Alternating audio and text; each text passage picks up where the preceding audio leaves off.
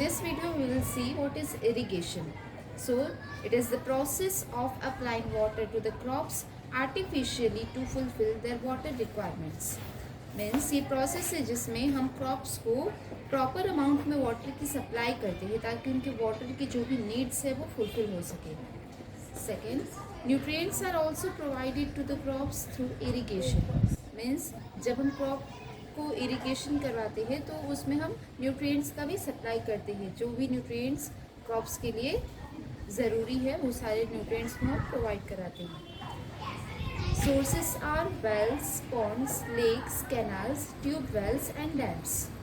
There are 7 types of irrigation. So first one is surface irrigation. In this system, no irrigation pump is involved. Here, water is distributed across the land by gravity. Means ये type के irrigation में कोई भी pump involve नहीं होता है. बिना किसी पंप के ही ये इरिगेशन होता है. इसमें जो वाटर सप्लाई कर रहे हैं वो बाई लैंड ही पूरे क्रॉप के अलॉन्ग डिस्ट्रीब्यूटेड हो जाता है. Second type of irrigation is localized irrigation. In this system, water is applied to each plant through a network of pipes under low pressure. Means इस इरिगेशन के type में जो water का supply है plants तक वो पाइप्स के through किया जाता है जिसका प्रेशर लो होता है.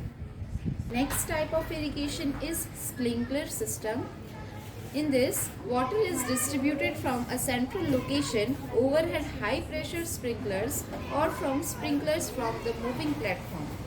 मतलब इसमें वाटर का डिस्ट्रीब्यूशन होता है कुछ इस तरीके से कि जो स्प्रिंकलर सिस्टम है उसे सेंटर में रख दिया जाता है. जो भी लैंड है उसके सेंटर में रख दिया जाता है एंड वहाँ से पूरे लैंड में हाई प्रेशर के अंडर वाटर का सप्लाई होता है. या फिर हम उसके मूविंग प्लेटफॉर्म के थ्रू भी वाटर की सप्लाई करवा देते हैं जिसमें जो स्प्रिंकलर्स है वो मूव करते हैं और वाटर का सप्लाई होता है. Fourth type of irrigation is drip irrigation. In this type, drops of water are delivered near the roots of the plant. This type of irrigation is rarely used as it requires more maintenance. So fourth type है drip irrigation. इसमें क्या होता है कि जो drops of water है उसको plants की जड़ों तक पहुंचाया जाता है ताकि हर एक प्लांट को प्रॉपर वाटर मिल सके. बट ये थोड़ा मुश्किल है इसलिए इसे लोग रेयरली यूज़ करते हैं क्योंकि इसमें मेंटेनेंस की ज़रूरत बहुत ज़्यादा होती है. इसको प्रॉपरली केयर की ज़रूरत होती है. Fifth type of irrigation is centre pivot irrigation. In this type the water is distributed by a sprinkler system moving in a circular pattern. Means इसमें भी हम स्प्रिंकलर सिस्टम का यूज़ करते हैं बट वो जो स्प्रिंकलर होते हैं वो सर्कुलर वे में मूव करते हैं ताकि पूरे क्रॉप्स को वाटर मिल सके. Next type of irrigation is sub-irrigation. In this, water is distributed through a system of pumping station gates, ditches and canals by raising the water table. इस टाइप के irrigation में water का distribution होता है with the help of pumping station gates या फिर canals का भी यूज़ करते हैं. इसमें वाटर टेबल को इंक्रीज कर दिया जाता है जिससे वाटर सप्लाई हो जाता है क्रॉप्स तक. Next type of irrigation is manual irrigation. This is a labor-intensive and time-consuming system of irrigation. Here, the water is distributed through watering cans by manual labor. Manual irrigation एक time-consuming और कम labour की ज़रूरत वाले irrigation system है. इसमें water distribute होता है through the help of watering cans जिसमें कुछ लेबर्स की ज़रूरत होती है.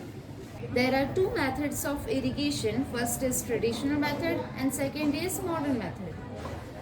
In traditional method, a farmer pulls out water from wells or canals by himself using kettles and carriers to farming fields. इस मेथड में फार्मर वाटर को Wales या कैनल्स और रिवर्स से लेता है और किसी कैरियर के हेल्प से जो उसका फार्मिंग फील्ड है जहाँ पे उसने क्रॉप्स ग्रो की है वहाँ तक लेके जाता है और वहाँ पे सप्लाई करता है.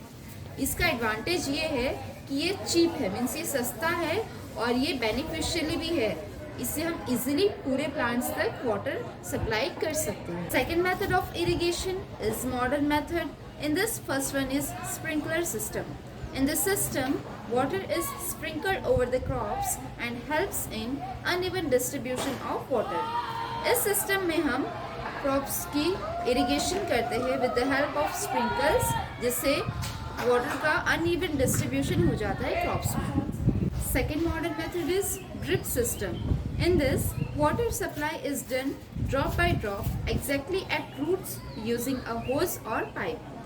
इस सिस्टम में वाटर की सप्लाई क्रॉप्स की रूट्स तक होती है ड्रॉप बाय ड्रॉप, ताकि रूट्स को अच्छे से वाटर का सप्लाई मिल सके with the help of pipe. Importance of irrigation. First one is insufficient and uncertain rainfall adversely affects agriculture. Irrigation helps to overcome this. इसका मतलब ये है कि कभी कभी जो वाटर का सप्लाई है मीन्स रेनफॉल है वो प्रॉपर टाइम पे नहीं रहता है, अनसर्टेन रहता है, जिसकी वजह से जो फार्मर्स का क्रॉप्स है वो प्रॉपरली वाटर गेन नहीं कर पाता है. इसीलिए हम इरिगेशन करते हैं जिसकी वजह से जो क्रॉप्स है उनको प्रॉपर वाटर मिल सके ताकि वो अच्छे से ग्रो कर सके. Second one is the productivity on irrigated land is higher as compared to the unirrigated land. Means जो क्रॉप का अमाउंट है वो इरिगेटेड लैंड पे ज़्यादा मिलता है as compare to unirrigated land पे. वो इसलिए क्योंकि जो वाटर का सप्लाई है वो सारे क्रॉप्स को प्रॉपरली मिल जाती है इरिगेशन की वजह से.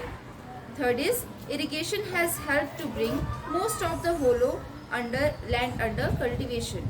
मीन्स इरिगेशन की वजह से जो बहुत सारे ऐसे लैंड है जो बंजर है जिसमें कल्टीवेशन नहीं हो सकता, उसमें कल्टीवेशन हम कर सकते हैं बिकॉज वो वाटर की वजह से कल्टीवेशन लायक हो जाते हैं. Next one is irrigation has stabilize the output and yield levels. Means irrigation की वजह से जो प्रोडक्टिविटी लेवल है या फिर इल्ड का लेवल है कि क्रॉप्स कितने पर ईयर मिलते हैं उसका जो लेवल है वो इंक्रीज हो जाता है.